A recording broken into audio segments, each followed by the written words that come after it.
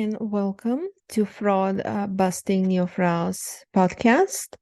It is the only podcast for female fraud professionals and their allies who want to stay on top of the fraud awareness spectrum in order to thrive professionally while maximizing their happiness and having the courage to create the life they love.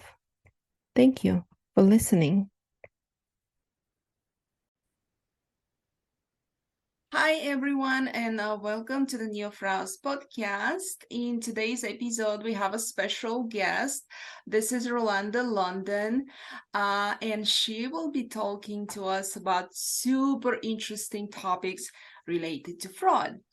But before we start the conversation, I'd like to give Rolanda the floor to quickly introduce herself. Hi, Rolanda. Hi, Olga. Thank you very much for having me. Uh, Um, you're welcome. Could you please tell us a little bit about yourself? yeah, so my experience spans over a decade now in the space. I personally consider myself a strategist that just so happens to work in fraud prevention and mitigation.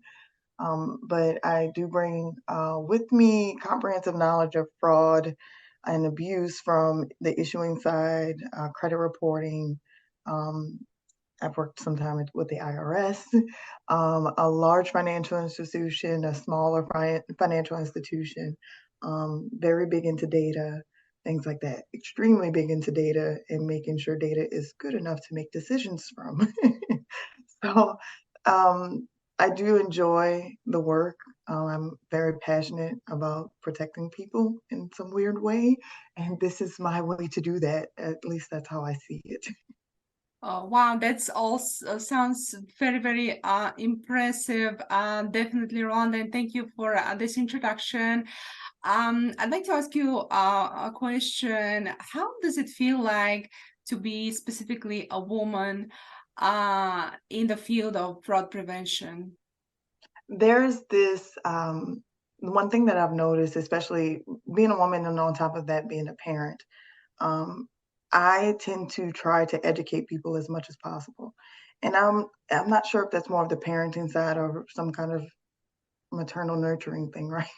That I'm sure that many other people can identify with, regardless. But for me personally, I find myself, especially as my son got older, wanting to educate people as much as possible and realizing that not everyone had the chance and opportunity to sit them down and speak to them about safe practices, about how they operate online and how they use their financial information and personal information in different spaces. I do think that's something that's helped me with dealing with certain cases that I've worked particularly, and then finding out the real story behind things, right? There's this inquisitive nature that I've learned to leverage to interview people when they don't know they're being interviewed. So I think sometimes that kind of works to my advantage. I know for a long time when especially on the data side, usually it's a room full of men and trying to explain like certain perspectives and things, and it seems like having a different perspective, even be it just generally just from a woman to a male perspective, a female to a male perspective, it seems like it helps just to have that added layer of consideration. Not to say that men aren't considerate, but just coming from different. Sometimes it's not even just being a woman; it's different backgrounds, different coming from different cities or anything, right? Different cultures. Any type of differences typically help people to innovate and think of things that they may not have thought before, and it helps us come together in a way. So I do would like to see, and if we have been seeing a resurgence, a new surge in women in data and engineering and things like that, which has excited me very much. But it also, because these positions and this work is so heavily dependent on cross-functional teams working together, having that representation across the board comprehensively really makes us all better, right? It makes our tools more effective. It makes us more efficient. It makes us collaborate better. It helps us collaborate better.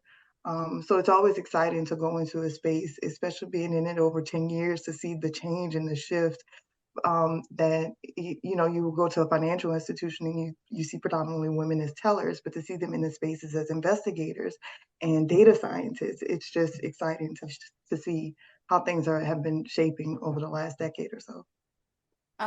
Thanks so much, Rolanda, for this overview and detailed response. I definitely share this experience says myself, and you're absolutely right. It is really, really pleasant, in the present day to see those changes, and that's wonderful.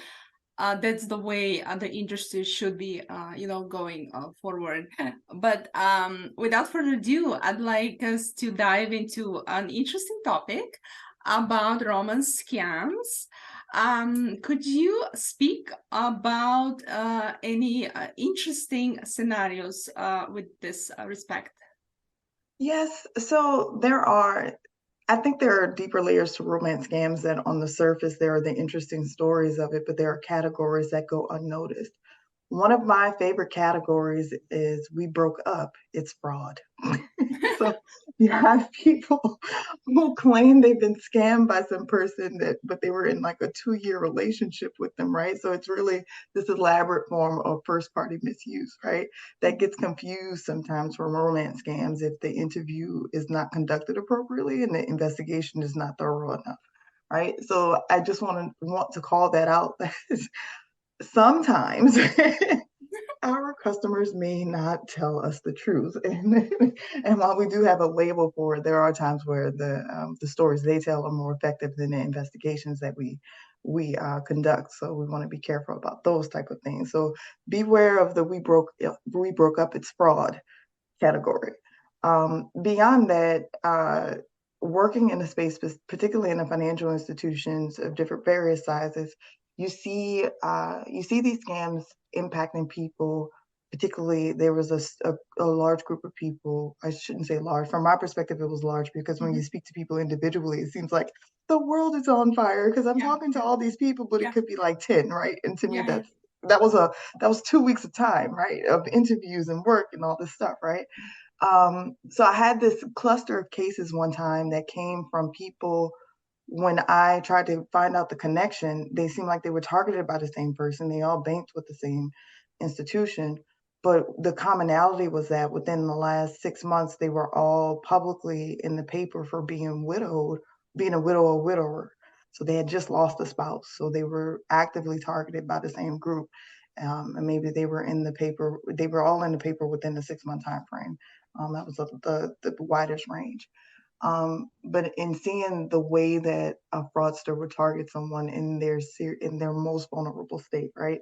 It's kind of it's painful to see what people go through in the way that they're targeted.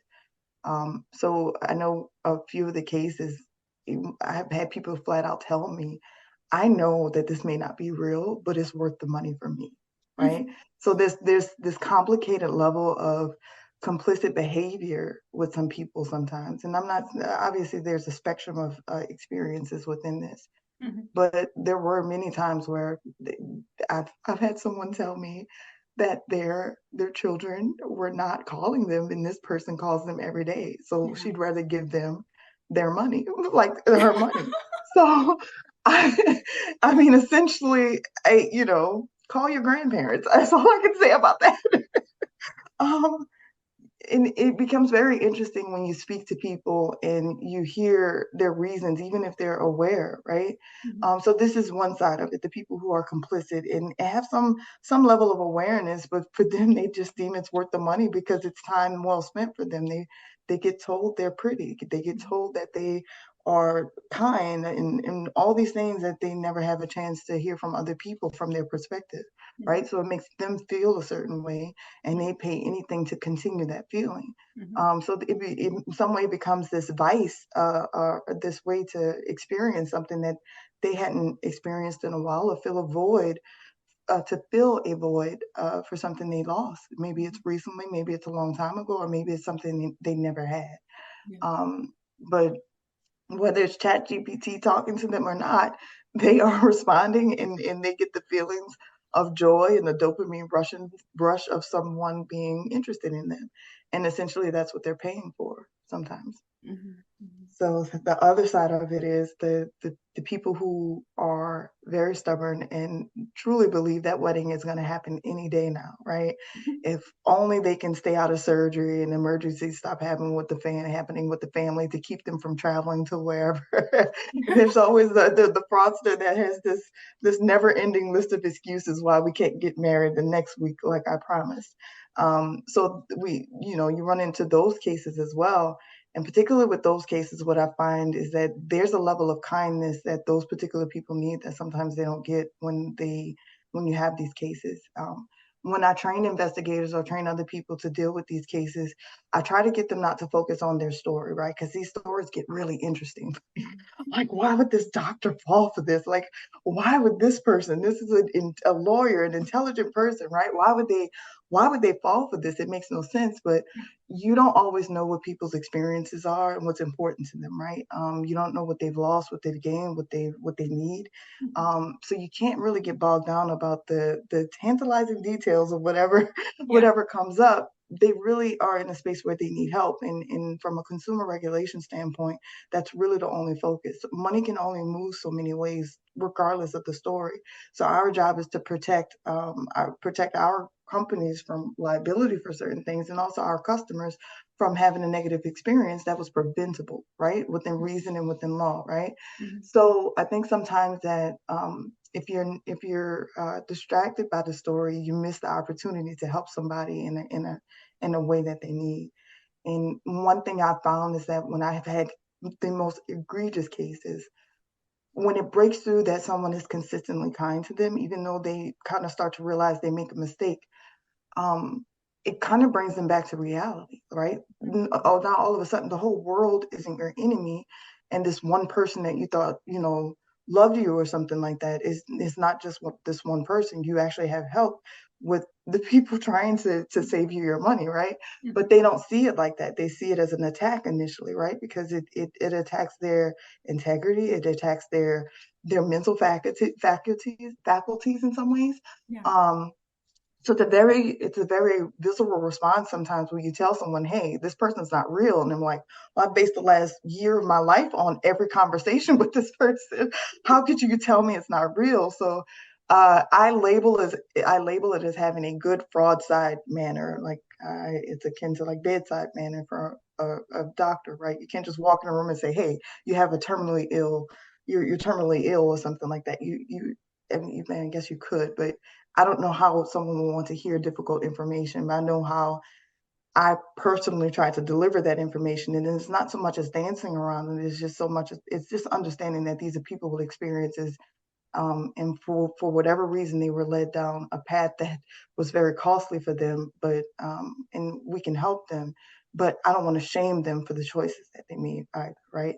They don't need to be ridiculed or ostracized for those choices, and they are bad choices sometimes, right? They are really bad choices, but they are also human. And there's a level of dignity, I think, that really should be prioritized when dealing with these cases. Well, thanks so much. And I have a question for a particular type of financial exploitation. Can you speak on an example of what kinds of transactions are the victims making for the fraudster in terms of financially being exploited? Yes. So a lot of people know about card fraud that kind of gets involved with this and money mule situations, but there are people who actually still mail cash to someone. And it's hard to dispute if you yourself walk into a bank and take cash out and don't tell anyone the reason, and then you go mail it through whatever service you decide to whatever place in the country or the world you reside, right? Or wherever they ask for it to go, that's not a dispute a consumer can win. That money's gone, right? It's a very difficult thing to dispute something like that. I mean, that's a whole different topic. But there are people still today that mail cash money to some location, right? And they do it often and frequently. So the KYC concerns, and this is one of the spaces I think where compliance and fraud to overlap. So if you know your customer and you're doing due diligence, these things can things can be prevented. And I know sometimes that's like you see on the financial institution side and the issuing side, we see a lot more details as far as that, right? Usually with if you're on in the space, if you're in e-commerce or you're a retailer or even whether it's brick and mortar or online or a platform of some sort that people can engage on, you see one piece of it, but you don't know all the other things that are going outside of your ecosystem that are usually far more expensive and take a lot more effort to deal with outside of just, one iPhone or of some money being passed through some platform, right? Yeah, yeah.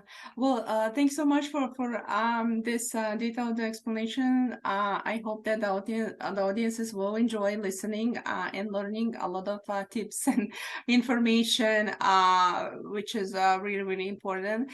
Finally, I'd like to ask a question. What kind of advice, in your opinion, could be provided for the public out there to be cautious and try not fall a victim of those types of scams and frauds? I know sometimes, the cliche of if it sounds too good to be true, right? Yeah, I think that's something that it's been around for a while for a reason, and I think that's something that we should always keep in mind. And it's not so much to say that you're not worth this wonderful, magical thing happening, but if the wonderful, magical thing is dependent on you sending money to someone, then there's a price and a cost to it that if it's wonderful and magical shouldn't be, right? Um, Now, there are exceptions to every rule, right? Especially with the advent of online dating being more connected and a reality for a lot more people.